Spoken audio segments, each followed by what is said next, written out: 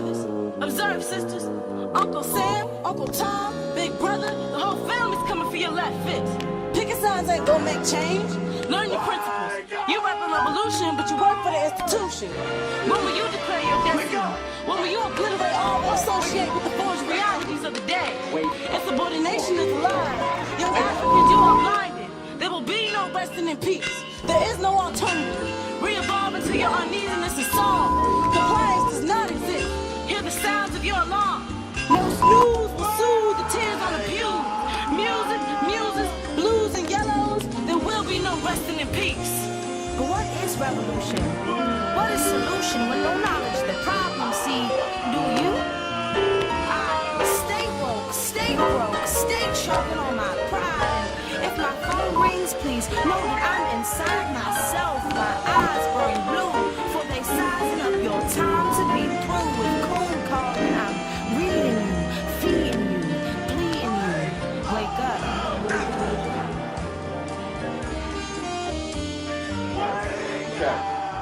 This lady is a member of the Native American tribe, the Catawba.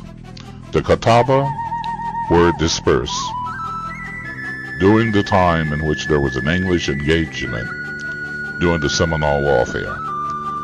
The Catawba, who were originally the Yamasees, would eventually join the ranks of the Seminole Indians.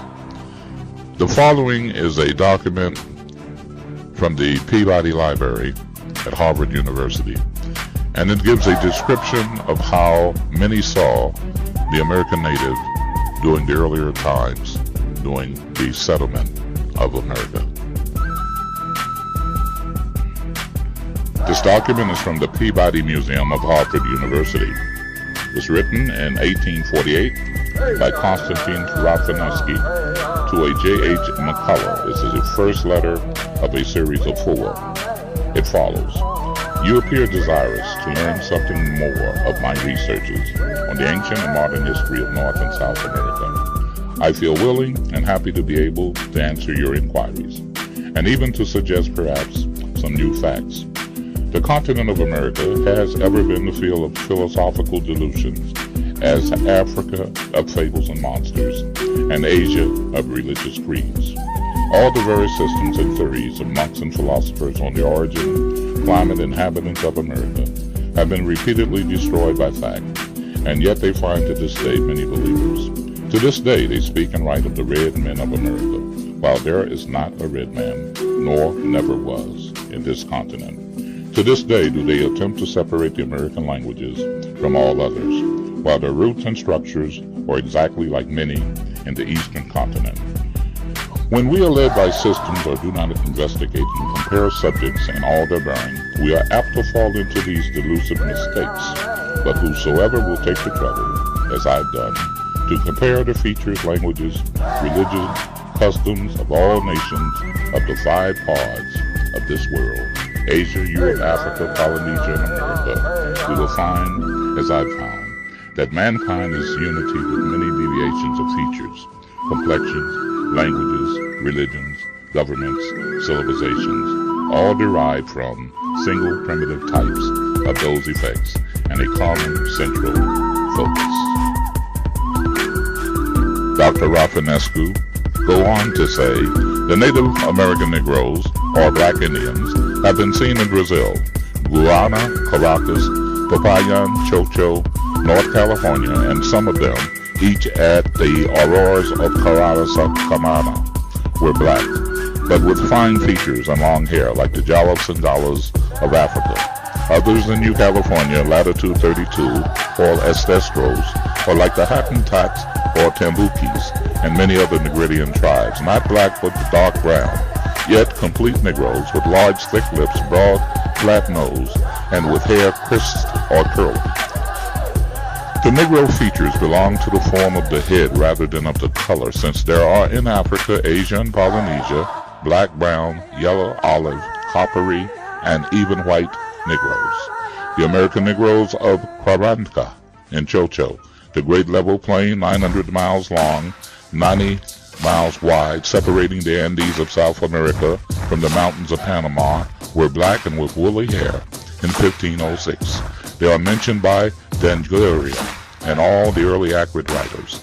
The last two travelers who have seen these Negroes are Stevenson, 20 years travel in South America, and he published his book in London in 1825, and Molian, who traveled in Colombia, who published his book in Paris in 1824. Stevenson says that the Indians of Manabí, comprising the districts of Amarotas and Rio Verde and Acacamas on the seashore or Popayan, are all Zambos and produced by a ship full of Negroes who came into the country before the Spaniards killed the former inhabitants, kept the women, and formed a mixed race.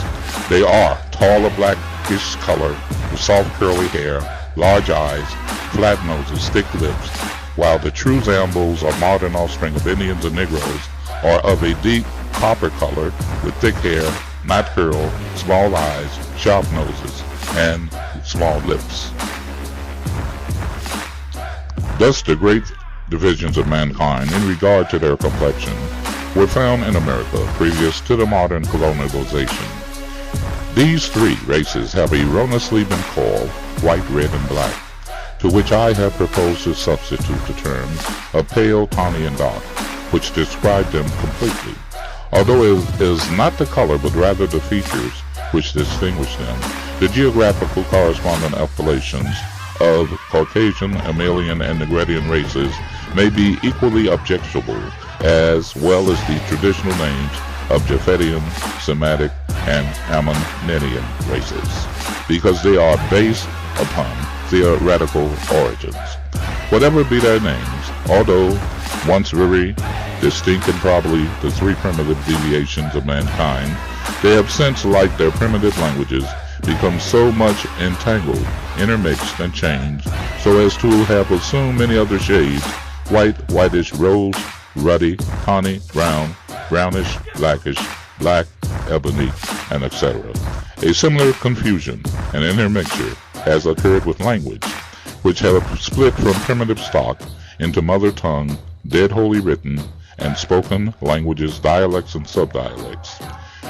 Thus, in this course of time, producing all the immense varieties of speech that have existed or do yet exist, all of which can, however, be traced to each other by comparative philosophy, deeply searched in spite of theories and the apparent confusion of diversity and difficulty.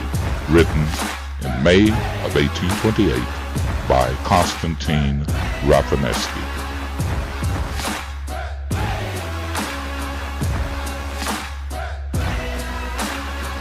In 1790, the enumerators were told to tell race by skin complexion, as the record keepers assumed that the indigenous people of North America had all died or gone west. There had to be a category for these people that were left over. The category of convenience was free mulatto. Slightly more careful record keeping used the alternative term free persons of color when classifying. As land on the eastern shores were taken from the indigenous people of North America, the statute of free persons of color changed to colored in the 1800s. Also, in those census records, census takers were told to list Mexicans or Hispanics as white. Through racism and land theft, the darker-skinned people were presumed to be enslaved African. Looking at the historical records of Europeans and their descriptions unveiled the fraud of this perception. In 1619, John Brown, the first English explorer, described the color of the people. When he landed on the eastern shore of America in Jamestown, Virginia, he described Powhatan, the Algonquin chief he had encountered, to look more like a devil, he states, with some 200 or more men as black as himself.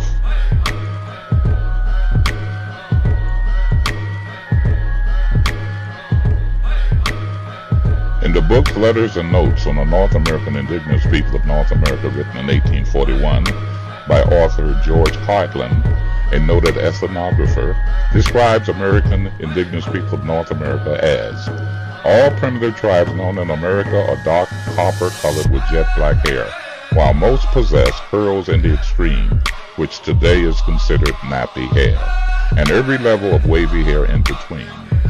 The texture of the hair is generally fine, soft or silk, or coarse and harsh.